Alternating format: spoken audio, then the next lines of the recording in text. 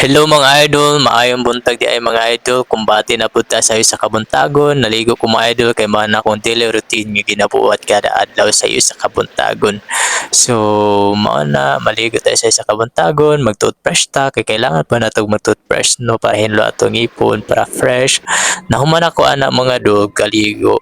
Dami kay sa paminaw mga dol no magpagkaligo kay indot kay sa paminaw sa pamati. So naman na tagkaligo mga dul, nag-prepare na ko dira mga dul kay ang oras nagadagan mga dul no.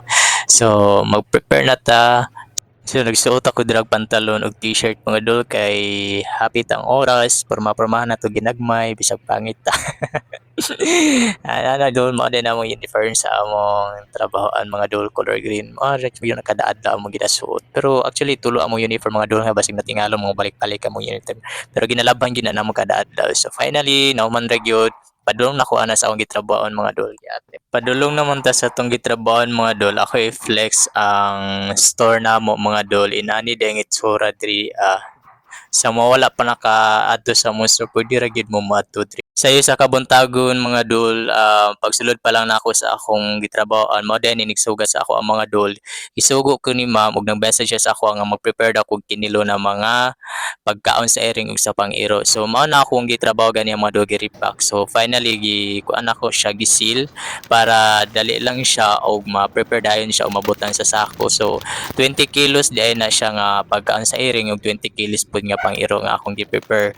So ginay na ako na siya seal. So fast forward ta mga dol, after na ako human og seal ug prepare sa mga donation sa iring, nagproceedan ko diri sa lain na pud nga trabaho. So inana lang gyud akong trabaho diri mga dol maghinlo kay nag-message among boss nga maghinlo daw mi tanan mag-disinfect, manarapo, etc. So kana pa lang dol manarapo gyud ang tumanta sa atong boss kung sa ilang gusto ipatuman sa tuwa. So atong bato na lang maglihok-lihok ta kung unsay dapat trabahoon, hinluan, trapuhan. So mao na akong gibuhat mga dol. So no nang arrange ko mga gamit no kailangan gyud siya trapuhan kay medyo abog gyud siya. So finally nahinay gyud ako og trapo, nahinay po na ako og arrange ang uban.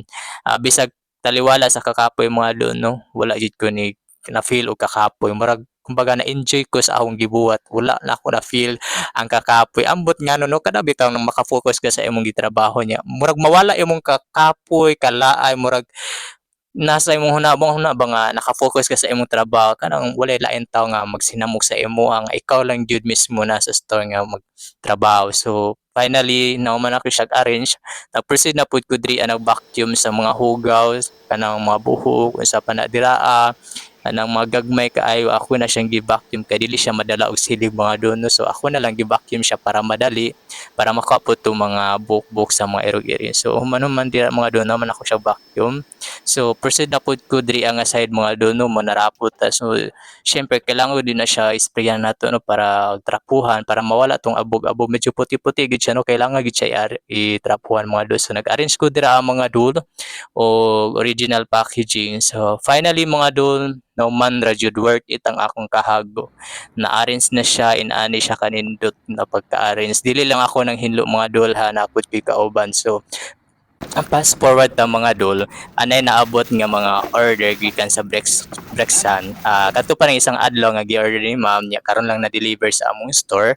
So finally mao na siya ang sulod sa karton, klase-klase ng mga items nga i-deliver o gi-order ni ma'am sa Brexan. So mao to mao na siya ang gi-order ni ma'am kay kung unsa tong wala na diri sa among store mao ting order ni ma'am kung unsa pod kakusog ug nagamove ang mga items sa mga to among gipang order mga donos kay syempre nadyo yung mga items nga dili siya kanang kusog.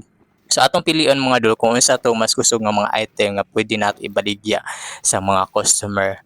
So gihabwa na ako na mga dol para i-arrange or i-count kung pila ka book ang naabot. So kailangan nato na siya i-check kay kung tama ba ang nasa resibo kung pila ka buok ang items nga naabot diraa. So kailangan i-check jud siya no para pag inventory sakto jud siya. So gi-check na ko tanan item so far tama man pod kay kabalo ba ka ang tanang items kay order mo kay mao na ginapahita sa customer. So finally kana mga idol buhatanan pa din ako na siya mga prices kay post na po namo na siya sa Grab kay kailangan namo siya nako buhatag price. Mao ra to, bye-bye.